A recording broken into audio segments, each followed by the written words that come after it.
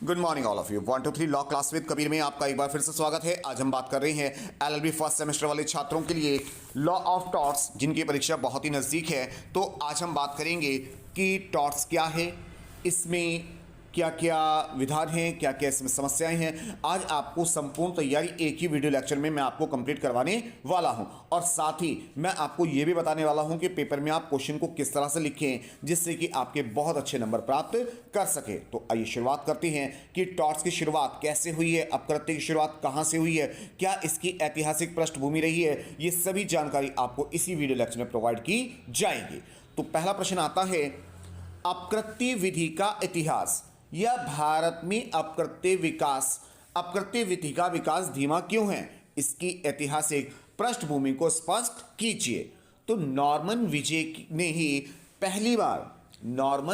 ही पहली बार अपकृत्य शब्द को परिभाषित किया था। उससे पहले अपराध और अपकृत्य को एक ही अर्थ में प्रयोग किया जाता था। तो नॉर्मन विजय ने 13वीं शताब्दी में पहली बार अतिचार को परिभाषित किया, और उन्होंने कहा कि कई बार कुछ ऐसे कार्य होते हैं जो भले ही क्राइम यानी अपराध ना हो, परंतु उससे सामने वाले व्यक्ति या उसकी संपत्ति को कहीं ना कहीं प्रत्यक्ष या अप्रत्यक्ष रूप से हानि का सामना अवश्य ही करना पड़ता है। और उन्होंने 13वीं शताब्दी में अतिचार की याचिकाओं को प्रारंभ किया। प्रारंभ में अंग्रेजी कॉमन लॉ के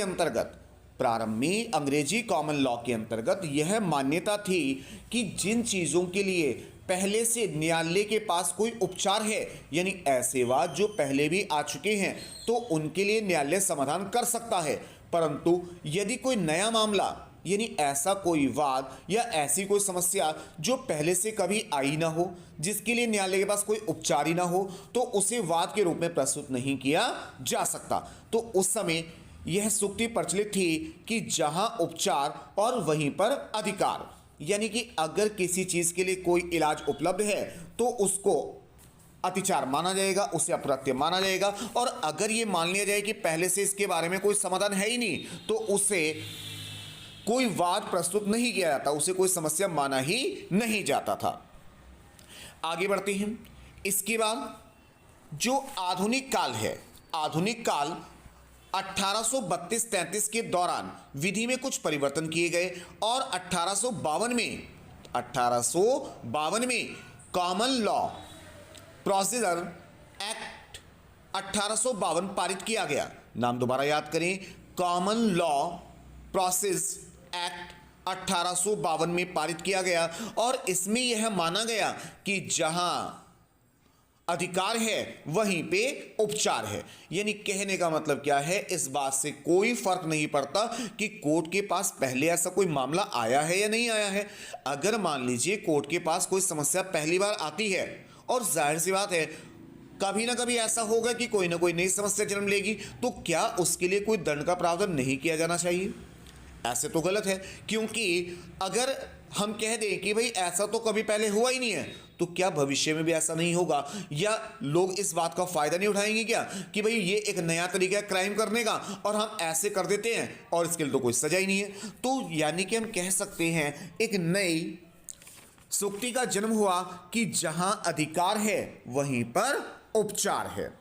अब इसके लिए हमारे पास एक केस है जिसको आप याद करेंगे, और आपको पता है क्योंकि लॉ ऑफ टॉर्ट्स में सेक्शन उपलब्ध नहीं है, क्योंकि यह एक लिखित कानून नहीं है, तो यहां पर आपको अपने प्रश्नों में कुछ उदाहरण, कुछ केसेस का वर्णन करना बहुत ही जरूरी है, क्योंकि अगर आप ऐसा नहीं करते तो आपके बहुत अच्छे मार्क्स नहीं आप प्राप्त कर सकते। तो यहां पर केस है एसबी वर्स वाइट।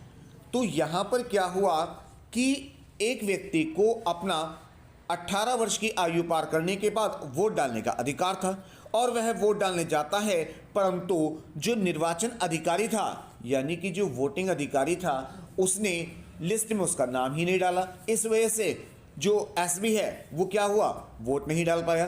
भले ही जिस कैंडिडेट को वो वोट देना चाहता था वो जीत गया, परंतु कहीं ना कहीं एसबी को ऐसा लगा कि मेरा जो अधिकार था वोट डालने का वो पूरा नहीं हो पाया। और आपको तो पता है ना, जब पहला वोट डालना होता है तो कितना एक्साइटमेंट होता है, तो वो अपना वोट नहीं डाल पाया, तो उसने इस चीज के लिए वाद प्रस्तुत किया। तो यहां पर यह निर्णय दिया गया कि भले ही ऐसी स्थिति में उससे कोई आर्थिक क्षति नहीं हुई है, परंतु कहीं ना कहीं उसके वैधानिक अधिकारों का तो हनन हुआ है, और अगर वैधानिक अधिकारों का हनन हुआ है तो निश्चित रूप से उससे उपचार मिलना ही चाहिए। अब प्रश्न आता है कि भारत में अपकृत्य विधि का विकास इतना धीमा क्यों है? सबसे पहली बात, जागरूकता की कमी। हमारे देश में ज्यादातर लोगों को अपने कानूनी अधिकारों की जानकारी नहीं होती, जिसके कारण वह इस तरह की समस्याओं को झेलते रहते हैं, महसूस करते हैं, पर उन्हें पता नहीं होता कि अब वो क्या कर सकते हैं।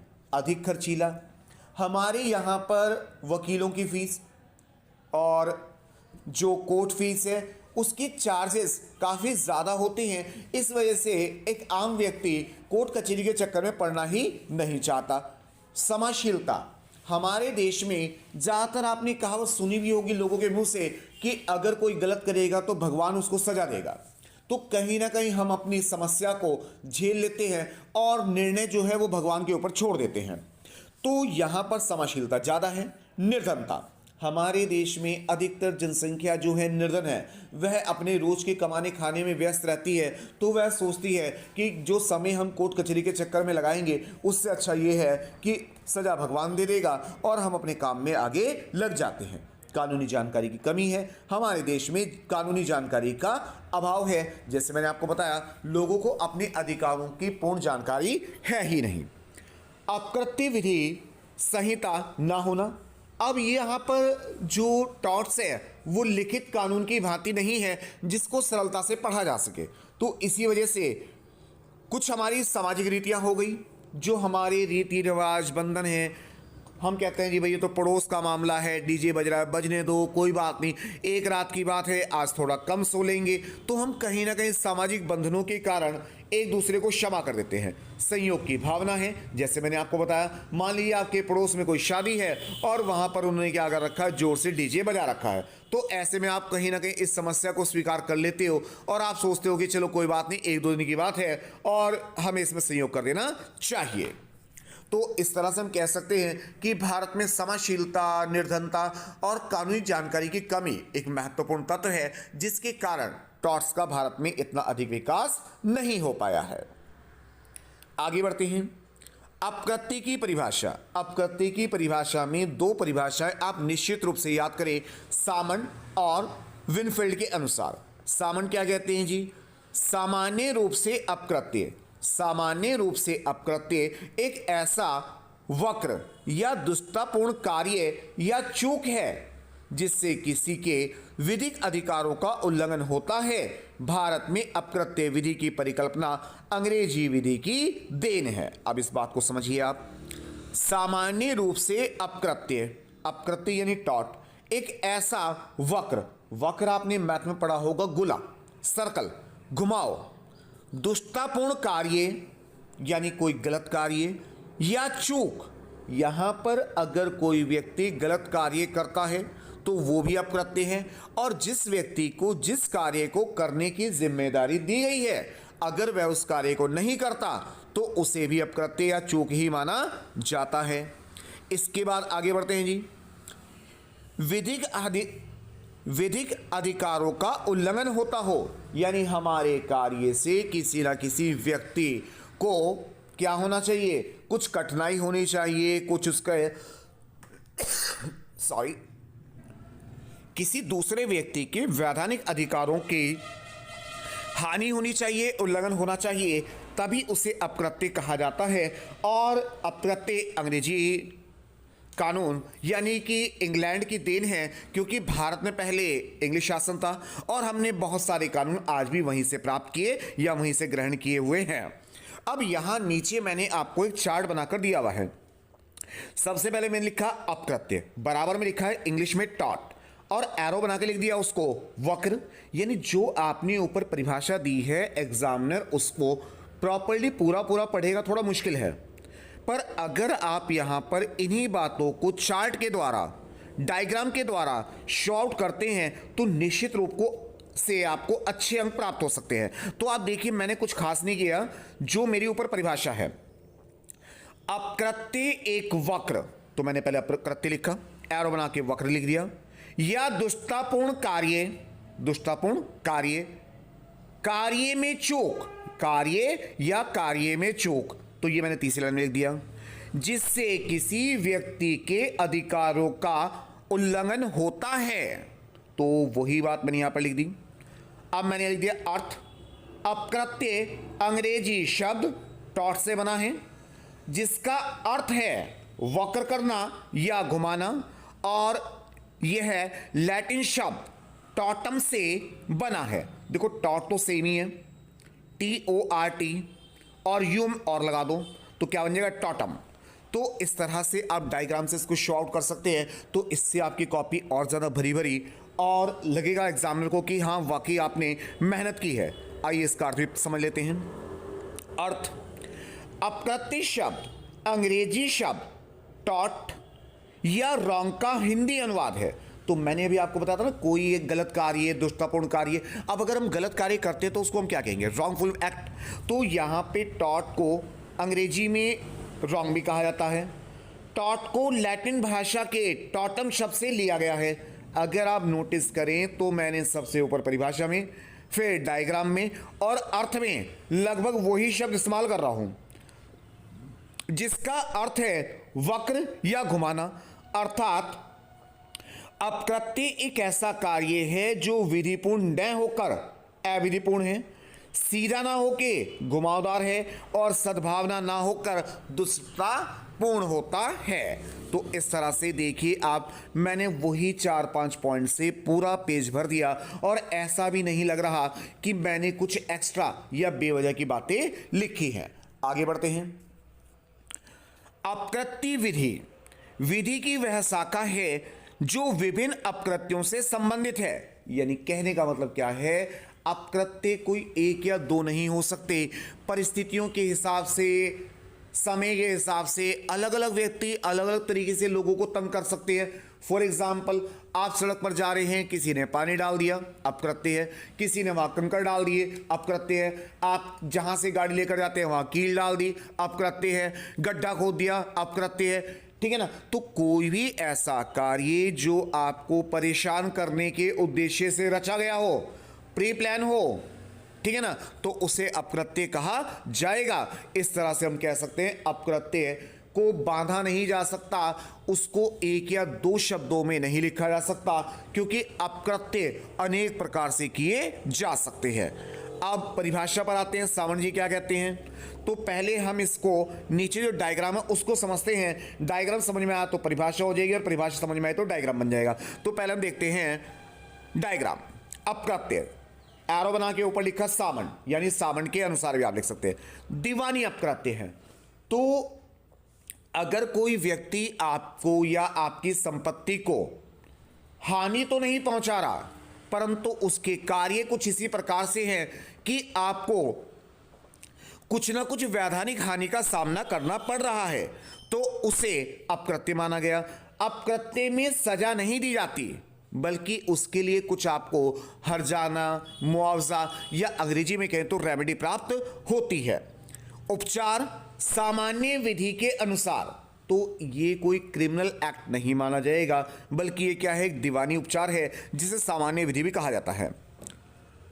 अपर निर्धारित नुकसान की कार्रवाई, यानी यहां पर ऐसे नुकसानों का वर्णन किया जाता है जो पहले से परिभाषित नहीं है। मान लीजिए किसी व्यक्ति ने जानकर रास्ते में कील डाल दी। कील लाया था वो मात्र 5 रुपए की, 5 रुपए की कील डाल दी। आप अपनी गाड़ी लेकर जा रहे थे, आपकी गाड़ी का टायर फट गया 5000 रुपए का, और आपने सीसीटीवी कैमरे की रिकॉर्डिंग में देख लिया कि इस व्यक्ति ने कील डाली थी। तो अब वह ये नहीं कह सकता कि भैया मेरे से 5 रुपए ले लीजिए और मेरी कील है तो मेरी गिर गई, ठीक है ना। तो यहां पर देखा जाएगा कि क्या वो अनजाने में गिरी हैं या उसने आपको परेशान करने के उद्देश्य से गिरी हैं। और अगर उसने परेशान करने के उद्देश्य से गिरी हैं तो यहां पर कीलों के मूल्य पर ध्यान नहीं दिया जाएगा, बल्कि जो आपको समस्या हुई है, जो आपको हानि हुई है, उसको देखते हुए हर्जाना उसको देना पड़ेगा। इसके बाद संविदा भंग और न्याय भंग और सामयिक अधिकारों का उल्लंघन नहीं है। तो टॉर्ट्स में जो ब्रीच ऑफ कॉन्ट्रैक्ट यानी कि कॉन्ट्रैक्ट लॉ में जो अनुबंध हुए हैं अगर उनकी अवहेलना होती है तो उनको सम्मिलित नहीं किया गया, ये उनसे अलग है। आइए अब परिभाषा देखते हैं। यही बातें सामान्य की परिभाषा में हम लिखेंगे। अपकृत्य एक दीवानी अपकृत्य है। अपकृत्य एक दीवानी अपकृत्य है जिसके उपचार सामान्य विधि के अनुसार अपर निर्धारित नुकसानी की कार्रवाई को करना है और एकमात्र संविदा भंग, न्यास भंग या केवल किसी अन्य सामयिक अधिकारों का उल्लंघन इसमें सम्मिलित नहीं किया जाता। यानी आप कह सकते हैं कि जो अनुबंध एक्ट है, कॉन्ट्रैक्ट एक्ट है, उसमें क्योंकि पहले से निश्चित है कि अगर किसी ने ऐसा किया तो क्या पनिशमेंट होगी, कितना हर्जाना देना पड़ेगा, कितना उसको क्लेम कर सकता है, पर यहां पर तो ऐसा कुछ नहीं है, प्री प्लान नहीं है। देखा जाएगा वास्तव में नुकसान कितना हुआ है, उसी हिसाब से हर्जाना भुगतना पड़ेगा। इसकी बात है विनफील्ड के अनुसार। अपकृत्य पूर्ण दायित्व विधि द्वारा पूर्ण निर्धारित कर्तव्य को भंग करने से उत्पन्न होता है। यह कर्तव्य सामान्य व्यक्तियों के प्रति होता है। इसके उल्लंघन के लिए उपचार अपर निर्धारित नुकसानी और प्रतिकर और क्षतिपूर्ति के लिए चलाया जाता है। अब समस्या क्या आती है, दोनों की परिभाषाएं लगभग एक जैसी हैं, तो आप कैसे इनमें डिफरेंस करेंगे। देखो, सामंत की परिभाषा को आप शुरुआत कर रहे हैं दीवानी अपकृत्य से, और वहां पर सामंत मान रहे हैं कि जो अपकृत्य है वो बहुवचन में है, यानी कहीं ना कहीं बहुत सारे हैं, जबकि विनफील्ड का मानना है कि अपकृत्य को गिना ही नहीं जा सकता। तो हम कम या ज्यादा कैसे कह सकते हैं, क्योंकि हर एक नया वाद और हर एक नई समस्या नए ढंग से प्रस्तुत की जा सकती है। तो यहां पर आप याद करें, आप इसके चार्ट को समझें। विनफील्ड, अपकृत्य पूर्ण दायित्व विधि द्वारा पूर्ण निर्धारित कर्तव्य का भंग, उल्लंघन के लिए उपचार और अपर निर्धारित, यानी कि ये बात तो विनफील्ड भी मानते हैं कि यहां नुकसान को पहले से मूल्यांकित नहीं किया हुआ है। क्षतिपूर्ति, धारा 2M परिसीमन अधिनियम 1963 के अनुसार अपकृत्य एक ऐसा अपकर है जो केवल संविदा भंग या न्यास भंग नहीं होता। जो हमने पहले वर्ड पढ़ा था कि भाई अपकृत्य को ब्रीच ऑफ कॉन्ट्रैक्ट यानी अनुबंध भंग और संविदा भंग से अलग माना जाता है। अपकृत्य के आवश्यक तत्व, प्रतिवादी की ओर से कोई कृत्य या कृत्य में चूक होनी चाहिए। यानी कि अगर हम कोई किसी पर वाद ला रहे हैं, कोई आरोप लगा रहे हैं, तो वह कार्य उसके द्वारा होना चाहिए, या जिस कार्य को करने के लिए उसे नियुक्त किया गया है उसने उस कार्य में चूक की होनी चाहिए। नंबर 2, कृत्य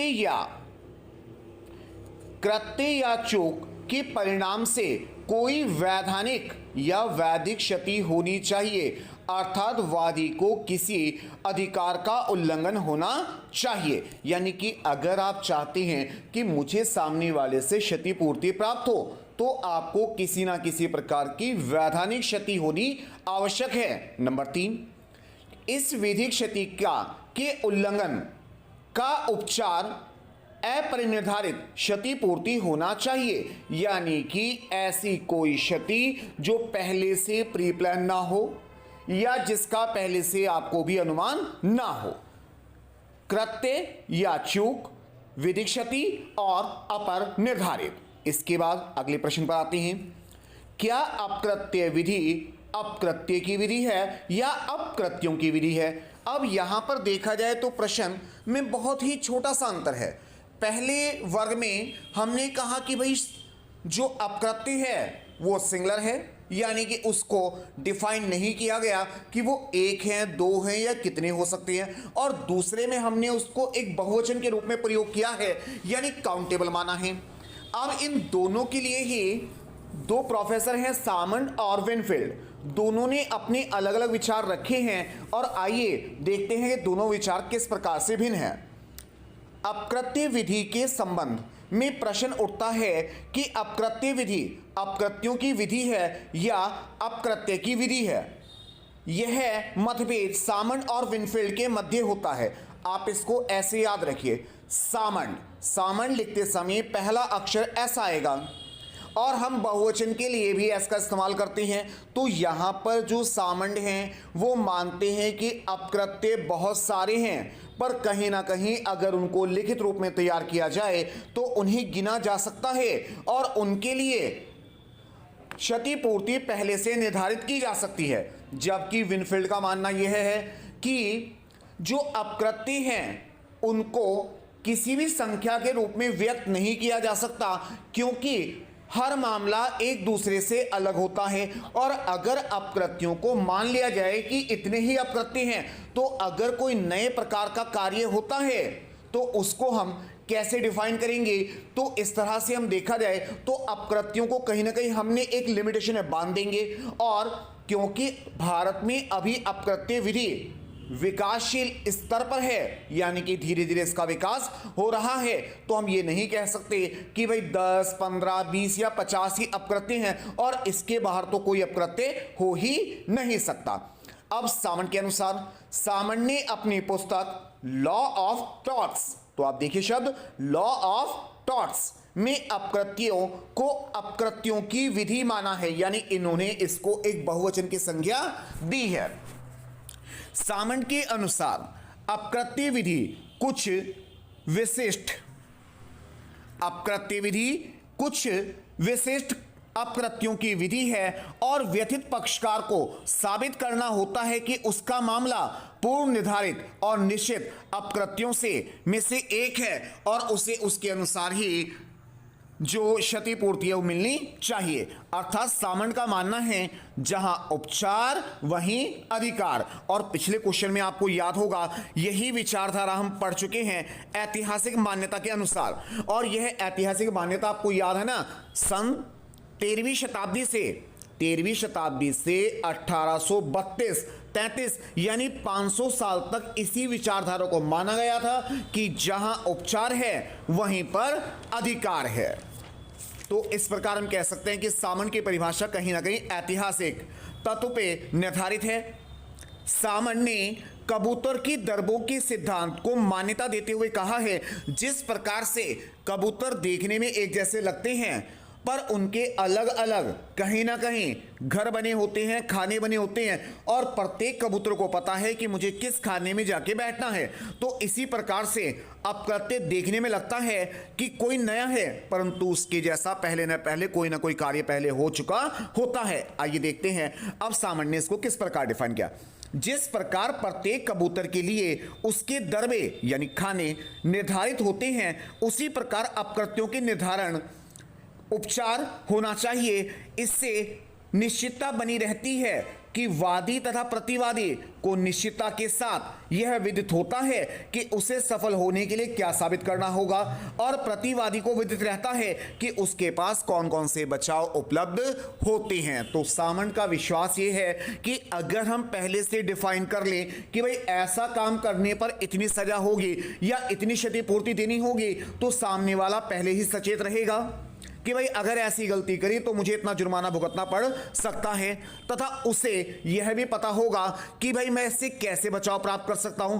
और वादी को भी यह पता होगा कि मुझे अगर क्षतिपूर्ति प्राप्त करनी है तो मुझे क्या बात सिद्ध करनी होगी। आलोचना, सामंड के सिद्धांत की आलोचना इस आधार पर की जाती है कि उन्होंने अपकृत्य विधि के विकास को बाधित कर दिया है, क्योंकि एक बार अपकृत्य विधि को अपकृत्यों की सीमा में बांध देने से नवीन अपकृत्य का विकसित नहीं हो सकता।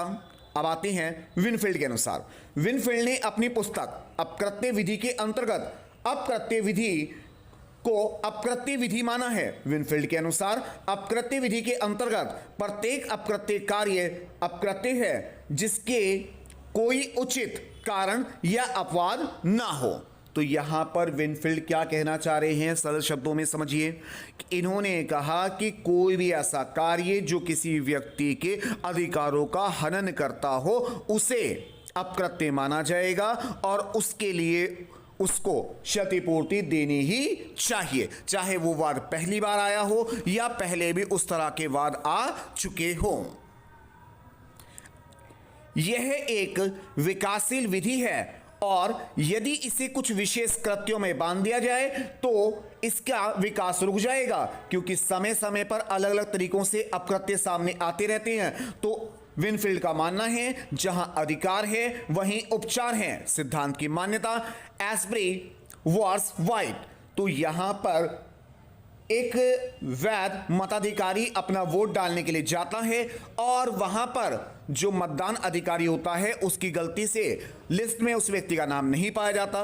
भले ही जिसको वह वोट देना चाहता था वह प्रत्याशी जीत भी गया, परंतु कहीं ना कहीं जिस व्यक्ति ने वोट डालना था वह अपने अधिकार का प्रयोग नहीं कर पाया और इसी कारण से उसने वाद प्रस्तुत किया और उसे यहां पर हर्जाना भी प्राप्त हुआ, क्योंकि कहीं ना कहीं उसके वैधानिक जो अधिकार थे उनका तो हनन हुआ ही था। तो परिस्थितियों के अनुसार विकसित होना ही अपकृत्य विधि की अवधारणा है।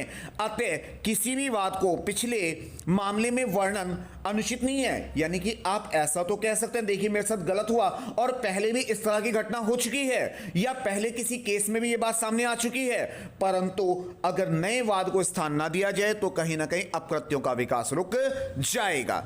इसके बाद आते हैं अगले मोस्ट इंपॉर्टेंट प्रश्न, जिसमें है बिना हानि के क्षति और बिना क्षति के हानि। तो इस बात को पहले आप साधारण शब्दों में अपने दिमाग में डालिए। मान लीजिए कि आपकी एक दुकान चल रही है, आपके पड़ोस में कोई दूसरा व्यक्ति उसी प्रकार की दुकान खोल लेता है, तो आप उसे किसी भी तरह से दुकान खोलने से मना नहीं कर सकते, जबकि निश्चित रूप से उसकी दुकान खुल जाने से आपके व्यापार पे कुछ प्रभाव हो सकता है। तो ऐसी स्थिति में आपको आर्थिक रूप से हानि तो हुई है, परंतु कानून की दृष्टि में इसके लिए आप ना तो वाद प्रस्तुत कर सकते हैं और ना ही आपको कोई क्षतिपूर्ति प्राप्त हो सकती है, क्योंकि यहां पर हानि तो हुई है परंतु आपके किसी भी वैधिक अधिकार की क्षति नहीं हुई है। एक और एग्जाम्पल समझते हैं, फिर उसके बाद प्रश्न पढ़ेंगे। एग्जाम्पल 2, जैसे कि मैंने अभी आपको पिछले प्रश्न में एस्प्री और वाइट का केस समझाया था, यहां पर एस्प्री अपना वोट नहीं डाल पाया, जबकि जिस व्यक्ति को वह वोट देना चाहता था वो जीत भी गया और देखा जाए तो कोई उसे हानि भी नहीं हुई है, कोई आर्थिक नुकसान भी नहीं हुआ। फिर भी उसने निर्वाचन अधिकारी यानी मतदाता सूची में जिस व्यक्ति ने उसका नाम सम्मिलित नहीं किया था उसके ऊपर वाद लेकर आया और उसे हर्जाना भी प्राप्त हुआ। तो इसे कहा जाएगा बिना हानि के क्षति, यानी कि उसे कोई आर्थिक हानि तो नहीं हुई है परंतु कहीं ना कहीं फिर भी उसको आर्थिक हानि ना होने पर भी उसकी वैधानिक हानि तो हुई है ना सर, क्षति तो हुई है, तो उसे हर्जाना प्राप्त हो जाएगा। तो इस तरह से हमने इस प्रश्न को समझा। अब आइए जरा पढ़ लेते हैं क्या लिखा है हमारे नोट्स में। अपकृत्य दायित्व के लिए क्षति का होना आवश्यक है। क्षति प्रतिवादी के कृत्य से प्रत्यक्ष परिणाम होने चाहिए। सामान्यतः किसी व्यक्ति को पहुंचाई गई सभी क्षति अपकृत्य होती हैं जब तक कि उसके लिए कोई विधिक औचित्य ना हो, किंतु कानून की दृष्टि में प्रत्येक क्षति नहीं है। यानी कि अगर कोई आपकी वैधानिक हानि हुई है तो उसे अपकृत्य माना जाएगा, परंतु अगर आपको केवल आर्थिक क्षति हुई है तो उसे अपकृत्य माना नहीं जा सकता। कानून की दृष्टि में क्षति तभी मान्य होती है जब क्षति वैधिक क्षति हो, अर्थात ऐसी क्षति जो वैधिक हानि उत्पन्न ना करे उसे वास्तविक क्षति माना जाएगा। यानी कि अगर वैधिक क्षति हुई है तो उसे क्षति माना जाएगा और अगर वैधिक क्षति नहीं हुई है तो उसे हानि नहीं माना जाएगा। इसके बाद इस प्रकार से क्षति को दो रूपों में देखा जाता है, बिना हानि के क्षति और बिना क्षति के हानि। नंबर 1 आते हैं बिना हानि के क्षति। इस सूक्ति का अर्थ है कि बिना किसी आर्थिक हानि के भी क्षति हो सकती है। किसी व्यक्ति के अधिकारों का में कोई अगर हस्तक्षेप करता है या उसका हनन करता है, फिर चाहे उसे धन संबंधी नुकसान हुआ हो या ना हुआ हो तो उसे क्षति माना जाएगा। सामंत के अनुसार अपकृत्यों को दो प्रकार होते हैं, एक जो स्वतः नियोजित होते हैं, दूसरे वे जो केवल वास्तविक क्षति को साबित करने से ही नियोजित हो जाते हैं। आइए इस बात को समझते हैं आगे। बिना हानि के क्षति स्वतः नियोजित श्रेणी में आती हैं। विधि द्वारा सुरक्षित व्यक्तियों के अधिकारों का अतिक्रमण के लिए अप्रत्यय का वाद चलाया जा सकता है, भले ही उससे धन, स्वास्थ्य आदि के रूप में कोई हानि हुई हो या ना हुई हो। कुछ ऐसे अधिकार होते हैं जिनके अतिक्रमण के विरुद्ध प्रतिवादी को वाद तभी चलाया जा सकता है जब उसे वादी को कोई वास्तव में क्षति हुई हो। निष्कर्ष, बिना क्षति की हानि एक ऐसी क्षति जहां भले ही आर्थिक हानि नहीं हुई है परंतु विधिक अधिकारों का हनन हुआ है। केस एस्बरी वर्स वाइट, जो मैंने अभी आपको समझाया, वोट डालने का अधिकार। दूसरा, म्युनिसिपल बोर्ड और अशरफी लाल मतदाता सूची में नाम नहीं है। तो ये दोनों केस लगभग मिलते जुलते हैं। आप दोनों के नाम याद कीजिए और दोनों में एक ही डिटेल डाली जा सकती है कि मतदाता सूची में नाम नहीं आया या वोट नहीं डालने दिया। तो ऐसे में देखा जाए आर्थिक क्षति तो नहीं हुई है परंतु कहीं ना कहीं अधिकारों का हनन हुआ है, इसीलिए वाद प्रस्तुत किया गया है और उसको मान्यता भी प्राप्त हुई है। इसके बाद आते हैं बिना क्षति के हानि। ऐसी हानि जो धन, संपत्ति, लाभ को प्रभावित करती है परंतु कहीं ना कहीं विधिक अधिकारों का हनन नहीं होता, तो ऐसी हानि को बिना क्षति की हानि कहा जाता है। जैसे व्यापार में प्रतियोगियों का सम्मिलित हो जाना। अगर आपके कंपटीशन में कोई दूसरा व्यक्ति व्यापार आरंभ कर लेता है तो ऐसी स्थिति में आप उस पर कोई भी वाद प्रस्तुत नहीं कर सकते। इसमें आप केस डाल सकते हैं उमाबेन और भाग्य लक्ष्मी चित्र मंदिर। अब इस केस में क्या हुआ था कि एक धारावाहिक अपना टीवी पर प्रचलित हुआ और जो हमारी उमाबेन थी उन्हें लगा कि इस नाटक में कहीं ना कहीं जो संतोषी माँ हैं उनके गुणगान ज्यादा किया गया है, उनकी महिमा ज्यादा बताई गई है और कहीं ना कहीं तो यहां उमाबेन को न्यायालय ने इंस्ट्रक्शन दी, हिदायत दी, निर्णय दिया कि ये एक भावनात्मक हानि है। यहां पर आपके इसका ना तो किसी से तुलना की गई है और अगर कोई व्यक्ति अपने धर्म का, अपने समूह के गुणगान करता है तो उसको रोका नहीं जा सकता जब तक कि वह प्रत्यक्ष रूप से आपके किसी इष्ट के संबंध में कोई अपवचन का प्रयोग ना करे। इसके बाद आप इसमें केस डाल सकते हैं ग्लूस्टर ग्रामर स्कूल का मामला। तो मैंने इसको नाम को कैसे याद किया है, ग्लूकोस स्टार ग्रामर स्कूल, ठीक है ना। आप इसको थोड़ा रिलेट करेंगे कि कहीं ना कहीं, क्योंकि हमें केसेस याद करने के लिए थोड़ी सी दिमाग में कहानियां रखनी पड़ेंगी। अब इस केस में क्या हुआ, एक व्यक्ति का स्कूल बहुत बढ़िया चल रहा था परंतु उसके बराबर में किसी और ने भी ग्रामर स्कूल खोल लिया।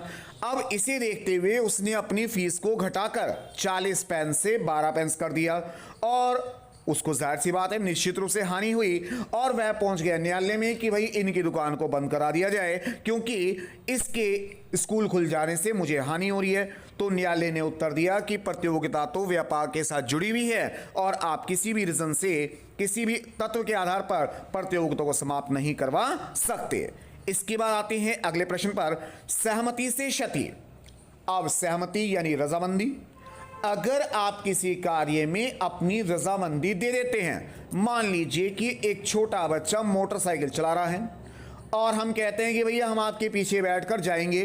बच्चा कहता है कि भाई मुझे अच्छी तरह चलानी नहीं आती और मेरे साथ बैठकर आपको चोट लग सकती है। हम कहते हैं अरे कोई बात नहीं, बैठ जाते हैं और आगे जाकर दुर्घटना हो जाती है। तो कहीं ना कहीं इसमें दोष तो हमारा भी है ना, क्योंकि हमने ही तो उस पर विश्वास किया।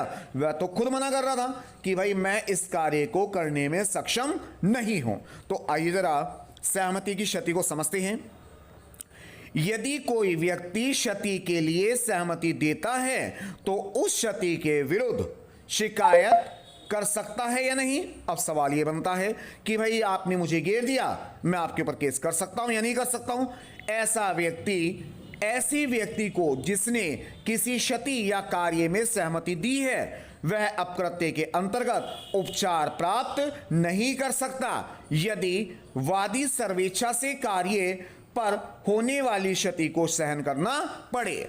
सामंत के अनुसार कोई व्यक्ति किसी ऐसे अतिचार को लागू नहीं करवा सकता जिसका उसने स्वयं परित्याग कर दिया हो, सहमति प्रदान करने के बाद होने वाली सामान्य क्षति के लिए वाद प्रस्तुत नहीं किया जा सकता। यानी कि अगर आपने सहमति दी है और आपको कोई छोटी मोटी हानि हो जाती है तो वो आपको ही सहन करनी पड़ेगी।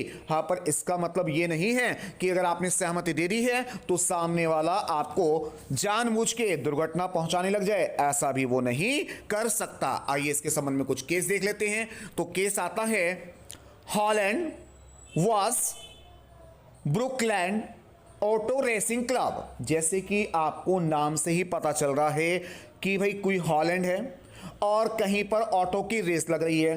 अगर आप किसी रेस को देखने जाते हैं और आपने वहां का टिकट खरीदा तो इसका मतलब है कि आप भी उस खेल के रोमांच का आनंद लेना चाह रहे हैं। और आपको पता है कि जब रेस लगाई जाती है तो कई बार गाड़ियां कंट्रोल से बाहर हो जाती हैं और दर्शकों को भी हानि का सहन करनी पड़ जाती है, दुर्घटना हो जाती है। तो यहां पर आपने स्वयं सहमति दी है। इसके बाद पद्मावती वर्ष दुग्गा नायिका, जीप का पहिया निकल गया। तो यहां पर एक महिला गाड़ी में अपना जीप में बैठकर जा रही थी और अचानक क्या हुआ, जीप का पहिया निकल गया और ड्राइवर को भी इस बात का पहले से कोई अनुमान नहीं था। तो ऐसी स्थिति में ड्राइवर को दोषी नहीं माना जा सकता, क्योंकि जीप का पहिया निकलने से जाहिर सी बात है ड्राइवर को भी हानि हो सकती थी और वह क्यों चाहेगा कि भाई उसकी जान को जोखिम में डाला जाए। तो यहां पर भी आपने जब जीप में बैठे हैं तो आपने सहमति प्रदान की है और अगर कोई छोटी मोटी क्षति हो जाती है तो ऐसे में आपको स्वयं उसे सहन करना पड़ेगा। अब इसमें एक अपवाद भी आता है, केवल ज्ञान या जानकारी का तात्पर्य सहमति नहीं है। सहमति के सिद्धांत का प्रवर्तन हेतु दो बातों को साबित करना आवश्यक है कि वादी जानता था खतरा हो और खतरे को जानने के बाद भी उसने हानि को सहन करने की सहमति प्रदान की हो। अर्थात जो सहमति देता है उसे क्षति नहीं होती, पर यह नहीं कह सकते कि जो जानता है उसे क्षति नहीं होती। मात्र यह है कि वादी को हानि का ज्ञान था, यह संकेतात्मक नहीं करता कि वह हानि सहन करने के लिए भी तैयार था। अब इसका भी एक केस समझ लेते हैं। ब्राउट वॉस रॉले रेसिंग कॉर्पोरेशन, नौकर के कार्यों के लिए मालिक को जिम्मेदार क्यों? नौकर की सहमति स्वतंत्र सहमति नहीं मानी जाती। अब यहां पर आप केस को समझिए। घोड़ा गाड़ी से नौकर ने कर दी दुर्घटना। मान लीजिए आपने अपने यहां कोई नौकर रखा हुआ है और वह आपकी घोड़ा गाड़ी चला रहा है और ऐसे में अगर उससे कोई दुर्घटना हो जाती है तो पीड़ित पक्षकार के पास यह अधिकार है कि वह वाद नौकर पे, मालिक पर या दोनों पे एक साथ ला सकता है, क्योंकि नौकर जो होता है वो उन्हीं कार्यों को संपन्न करता है जिसका निर्देश उसे उसके मालिक ने दिया है। तो यानी कि हम कह सकते हैं कि अगर किसी व्यक्ति ने कोई दुर्घटना करी है और वह किसी दूसरे के निर्देश पर कार्य कर रहा है तो ऐसी स्थिति में दोनों को ही दोषी माना जा सकता है। अब इसके बाद आगे बढ़ते हैं। सहमति से बचाव के विरुद्ध में निम्नलिखित अपवाद हैं। बचाव के मामले और नंबर 2 है प्रतिवादी की उपेक्षापूर्ण आचरण। अब बचाव के मामले, सहमति के अंतर्गत उन खतरों या परिस्थितियों को सम्मिलित नहीं किया जाता जिनका पूर्वानुमान न लगाया जा सके, जो आकस्मिक परिस्थितियों के कारण उत्पन्न हो। उदाहरण के लिए, खेल देखने आए दर्शकों पर अचानक छत गिर गई, घुड़दौड़ देखने वालों के बीच में घोड़े घुस गए और क्षतिग्रस्त कर दिया।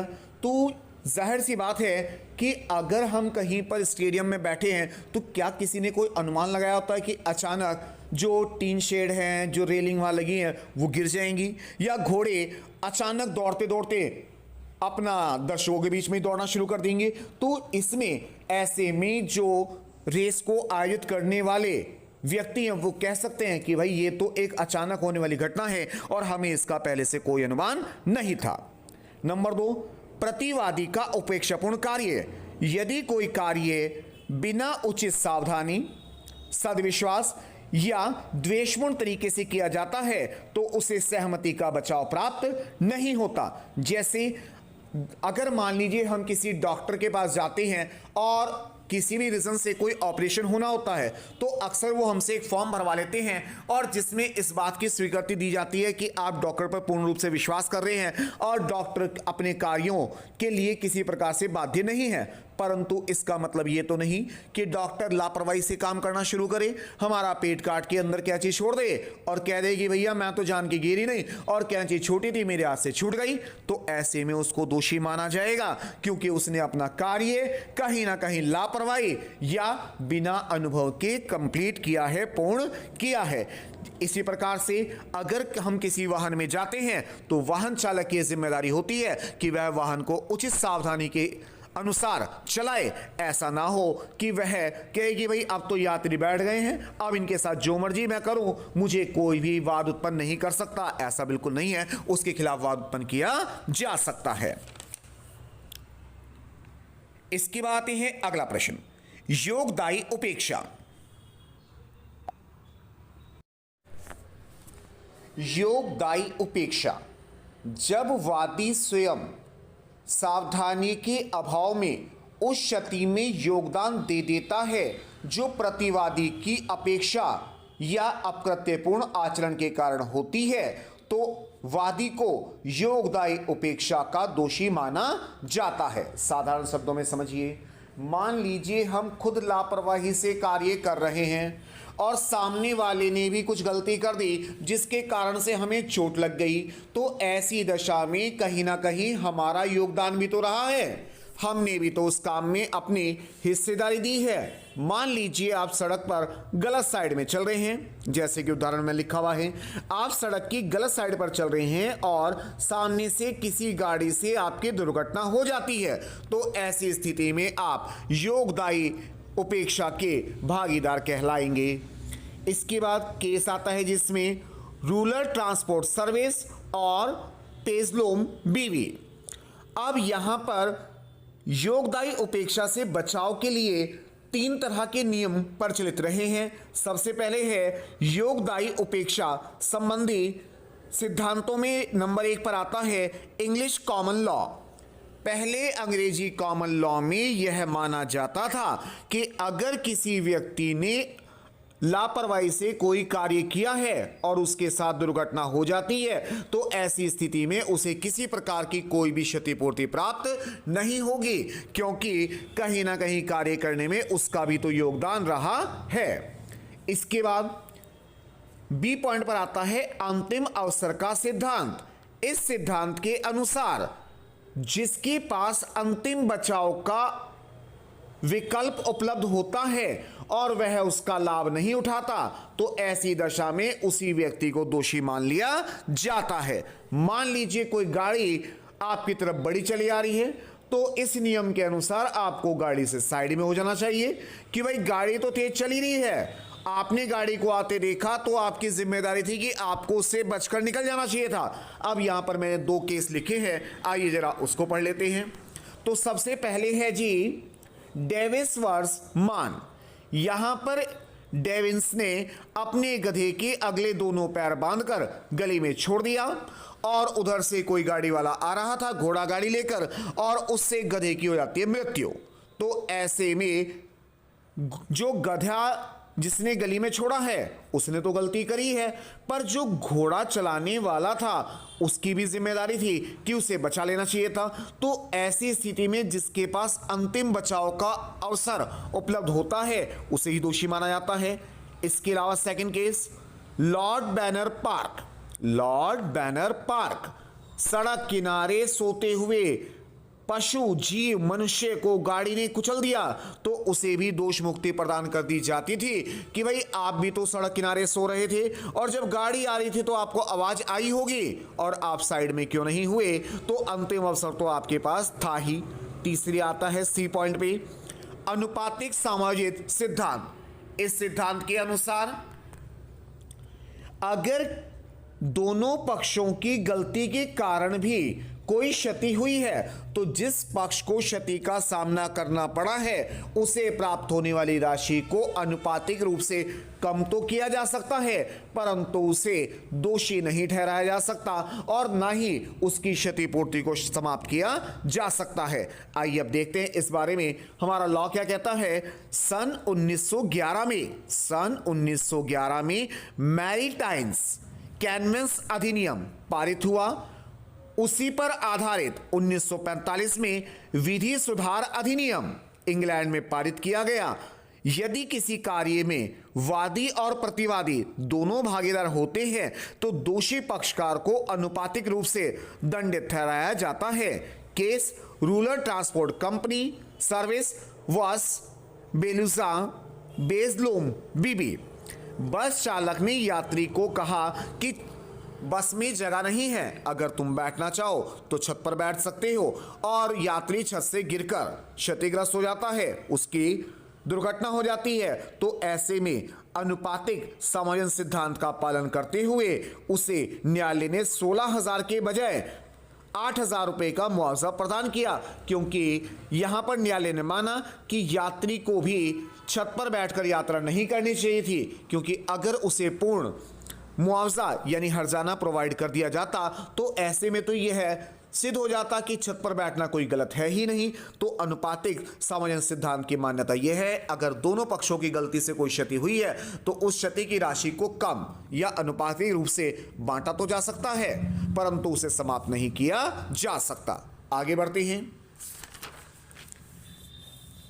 प्रश्न नंबर 5, दैव्यकृत एक उचित प्रतिरक्षा है। इस तर्क से कठोर दायित्व के नियम के अंतर्गत दायित्व के लिए एक वैध प्रतिरक्षा का उपचार माना जाता है। अब इस बात को जरा पहले सरलता समझते हैं। मान लीजिए आपने तो अपनी तरफ से बचाव के सभी साधनों को प्रयोग किया था, फिर भी किसी प्राकृतिक कारण, बाढ़ है, भूकंप है, ज्वार भाटा है, ठीक है ना, किसी भी प्राकृतिक घटना के कारण अगर किसी पक्ष को फिर भी क्षति हो जाती है तो ऐसे में आप अपना बचाव कर सकते हैं और आप कह सकते हैं कि भाई ये कार्य तो दैव कृत्य है, यानी प्रकृति की इच्छा पर हुआ है, इसको नियंत्रित करना मेरे बस में नहीं था। पोलार्ड के अनुसार दैव कृत्य प्राकृतिक क्रियाओं या अप्रत्याशित को कहा जाता है जिसका मनुष्य असाधारण बुद्धि का प्रयोग करके भी अनुमान नहीं लगा सकता। दैव्यकृत में दो बातों का होना आवश्यक है।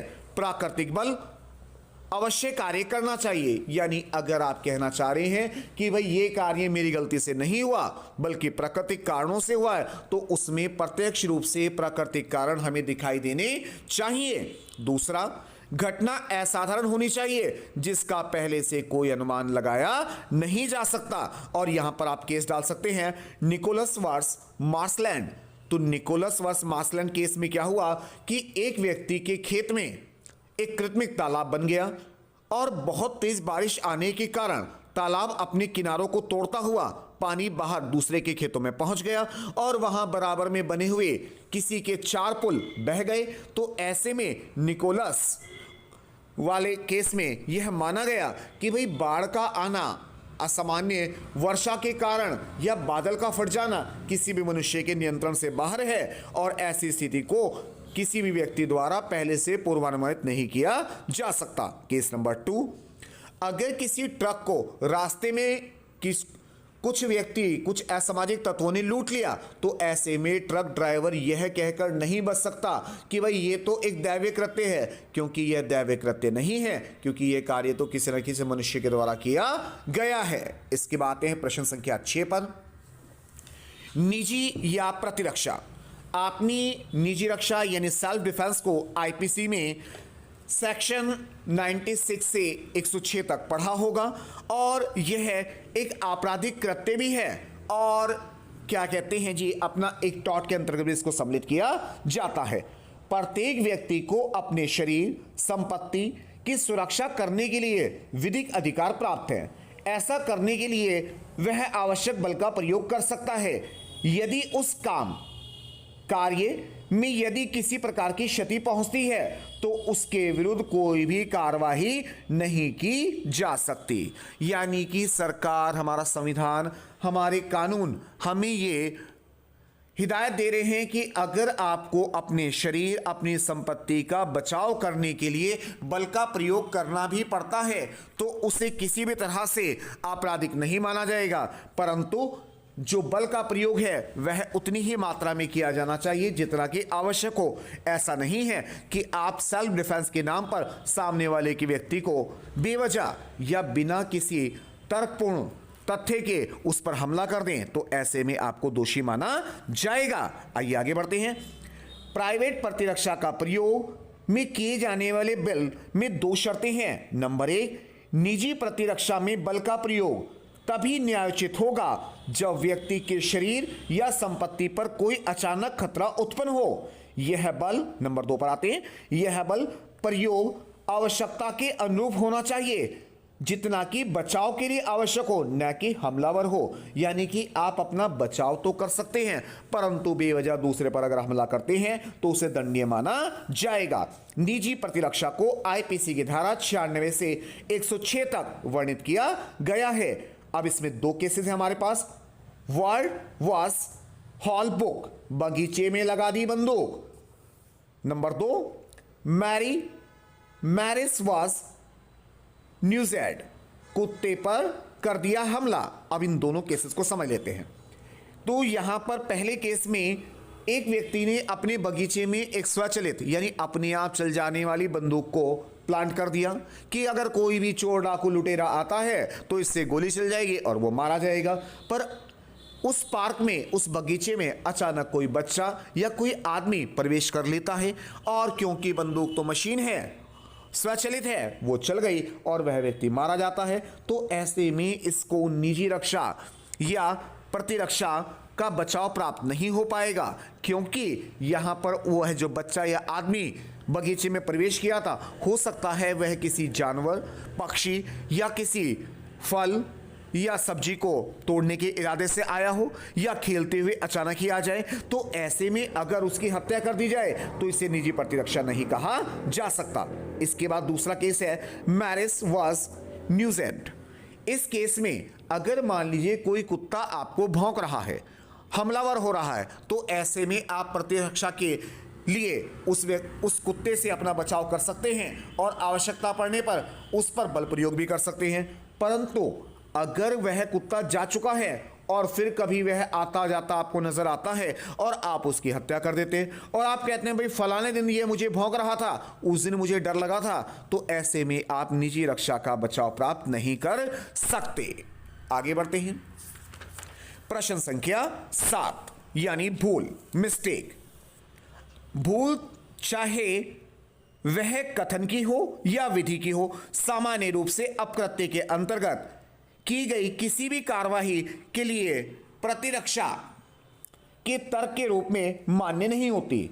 यानी कि हमने इस मिस्टेक वाले पॉइंट को आईपीसी में भी पढ़ा है और वहां इसके लिए भारतीय अनुबंध अधिनियम 1872 के अंतर्गत, भारतीय अनुबंध अधिनियम 1872 के अंतर्गत भूल को धारा 20, 21 और 22 में वर्णित किया गया है। परंतु अपकृत्य में चाहे विधि की भूल हो या फिर भूल हो तथ्य की, दोनों को ही अपकृत्य के अंतर्गत माना जाता है। जब कोई व्यक्ति जानबूझकर किसी अन्य व्यक्ति के अधिकारों के साथ हस्तक्षेप, दखलंदाजी करता है तो उसका कहना कि प्रतिरक्षा का तर्क देकर उसे स्वीकार नहीं किया जा सकता और वह यह भी नहीं कह सकता कि ये तो मेरे से भूलवश हो गया है। ऐसा कोई भी कार्य जो अनिवार्यता, औचित्यता न रखता हो तो उसे सम्यक नहीं माना जाएगा। जे.एस. एल्बर्ट के अनुसार केस वसूली वर्स क्लार्सन। अब यहां पर वसूली भाई ने क्या किया, दूसरे की भूमि पर, जमीन पर खेती कर डाली और फसल उगा दी और जब वह उसे फसलों काटने पहुंचा तो जाहिर सी बात है जिसका खेत था उसने आपत्ति करी, उसने कहा भैया ये खेत तो मेरा है। अब वसूली भाई कहते हैं मैंने तो गलती से इसमें फसल उगा दी, अब तो फसल पर मेरा अधिकार है। तो ऐसे में वसूली भाई को किसी प्रकार का कोई अधिकार प्राप्त नहीं होगा क्योंकि उसने जमीन में प्रवेश ही नहीं किया बल्कि उसमें बीज बोया, खाद डाली, पानी डाला, यानी कि वह एक लंबी अवधि तक उसमें कार्यरत रहा, तो वह ये नहीं कह सकता कि इतनी अवधि में उसको एक बार भी यह ज्ञात नहीं हुआ कि यह जमीन मेरी नहीं है। इसके बाद आते हैं अगले केस पर। कॉन्सो लिमिटेड कंपनी और कोटेंस, नीलामीकर्ता ने एक ऐसी संपत्ति को बेच डाला जो वास्तव में नीलामी के लिए उपलब्ध ही नहीं थी, तो क्या इसे भी भूल मान लिया जाए? मान लीजिए आपने अपनी गाड़ी खड़ी करी और कोई व्यक्ति आता है और उसकी बोली लगाकर उसको बेच देता है, और आपने जब उसको पकड़ा तो कहता है कि भूल से मैंने इसको बेच दिया, तो इसको भूल तो नहीं कहा जा सकता ना। तो अगले प्रश्न पर आते हैं, प्रश्न संख्या 8, आवश्यकता, नेसेसरी। यदि कोई ऐसा कार्य जो बड़ी क्षति के बचाव के लिए या परिस्थितियों के अनुसार आवश्यक होता है तो उसे आवश्यकता या नेसेसरी के अंतर्गत रखा जाता है और वह समायोग्य होता है। इस पर कोई कार्रवाई नहीं की जाती। आवश्यकता के आवश्यक तत्व, परिस्थितियां असामान्य, आकस्मिक होनी चाहिए। ऐसा असाधारण बुद्धि का प्रयोग करके भी बचाव नहीं किया जा सकता। अन्य कोई विकल्प उपलब्ध ना हो। नंबर 4, व्यक्तिगत लाभ निहित ना हो। औचित्यपूर्ण कार्य करने हेतु कार्य किया जाए। मान लीजिए कोई व्यक्ति किसी कारण से कहीं गया हुआ है, उसके घर में आग लग जाती है, तो ऐसे में आप उसका दरवाजा तोड़ के घर के अंदर प्रवेश करते हैं और आग बुझा देते हैं, तो अब वह व्यक्ति इस बात के लिए वाद नहीं कर सकता कि भाई आपने मेरा दरवाजा तोड़ा और इसकी क्षतिपूर्ति तो आप दो, क्योंकि आप दरवाजा तोड़ना नहीं चाह रहे थे, परंतु क्योंकि घर के अंदर आग लगी थी उस समय आपके पास बचाव के लिए कोई अन्य विकल्प था ही नहीं, और दरवाजे तोड़ने में आपका कोई निजी लाभ भी नहीं था, आपने कोई संपत्ति तो वहां से उठाई नहीं है, आपका कोई व्यक्तिगत लाभ नहीं था और कोई अन्य विकल्प आपके पास उपलब्ध नहीं था, तो इसीलिए यह समय की आवश्यकता कहलाएगा। तो यहां पर केस आता है कॉफवर्ड शॉप। यहां पर आग से बचाने के लिए निजी स्थान पर प्रवेश। मान लीजिए किसी के घर में आग लग गई है, तो हम आग बुझाने के लिए जाते हैं, तो वो हमारे ऊपर हाउस ट्रेसपास यानी गृह प्रवेश का आरोप नहीं लगा सकता। वो ये नहीं कह सकता आप मेरे घर में कैसे आए, भैया आग लगी हुई थी, समस्या थी इसलिए हम आ गए। अब इसी का दूसरा केस समझिए, अपवाद है इसका। कॉटन वर्स थॉमस, अग्निशमक, आग बुझाने वाले कर्मचारी आ चुके थे, फिर भी आप दूसरे के घर में दरवाजा तोड़ के प्रवेश कर लेते हैं, तो ऐसे में ये आपराधिक कार्रवाई मानी जाएगी, क्योंकि उस समय कोई आपको प्रवेश करने की आवश्यकता थी ही नहीं। आते हैं इसके बाद अगले प्रश्न पर। प्रश्न नंबर है 9, सावित प्राधिकरण यानी सरकारी कर्मचारी। यदि किसी सरकारी निर्माण प्राधिकरण के कार्यों के अंतर्गत उचित सावधानी बरतने के बाद भी सरकारी कर्मचारियों के कार्यों से व्यक्तियों को क्षति हो जाती है, तो उस व्यक्ति उस कार्य के लिए वाद उत्पन्न नहीं कर सकता। अब इसको सरल भाषा में समझिए, आपकी गली मोहल्ले में सड़क बन रही है, नाली बन रही है, पुल बन रहा है, तो जाहिर सी बात है आपको आने जाने में समस्या होगी, और वो समस्या आपको सहन भी करनी पड़ेगी, क्योंकि सार्वजनिक कार्य है, सबके भले में किया जा रहा है, और उस कार्य से कोई आपसे द्वेष भावना नहीं है। और जो सरकारी कर्मचारी है, अगर वो उचित सावधानी के साथ कार्य कर रहे हैं और फिर भी आपकी कोई छोटी मोटी क्षति हो जाती है, तो ऐसी दशा में उनको आरोपी सिद्ध नहीं किया जा सकता। स्वविधिक प्राधिकरण के अंतर्गत के कार्य, जैसे रेल की पटरियों का निर्माण करने में जो क्षेत्रवासी होते हैं उनको बाधा होती है, सड़क पुल के निर्माण करते समय जनसाधारण को कठिनाइयों का सामना करना पड़ता है, रेलगाड़ी के चलने से उत्पन्न होने वाला कंपन, तो यहां पर रेल कर्मचारी या सरकारी कर्मचारियों को किसी भी प्रकार से आरोपित नहीं किया जा सकता। अब इसके बाद है इसके केस पर। Hams Smith railway company was bond. इसमें आप याद रखें, रेलवे कर्मचारियों ने लगा दी खेत में आग, तो यहां पर अगर उन्होंने उचित सावधानी बरती है तो उन्हें दोषी नहीं ठहराया जाएगा, और इसके विपरीत अगर उन्होंने असावधानी या लापरवाही से काम करते हुए कोई ऐसा कार्य किया है तो निश्चित रूप से उनको दंड का भागी माना जाएगा। इसके बाद आती हैं अगले केस पर। Smith versus London and South Western Railway Company. Rail के इंजन से निकली चिंगारी, 200 मीटर दूर खेत में लग गई आग, तो यहां पर आवश्यकता तो क्या है, कार्य संवैधानिक प्राधिकरण के अधीन होना चाहिए, उचित सावधानी के साथ होना चाहिए, औचित्यपूर्ण होना चाहिए और बिना किसी द्वेष या भूल के होना चाहिए और कार्य को करना अनिवार्य भी होना चाहिए।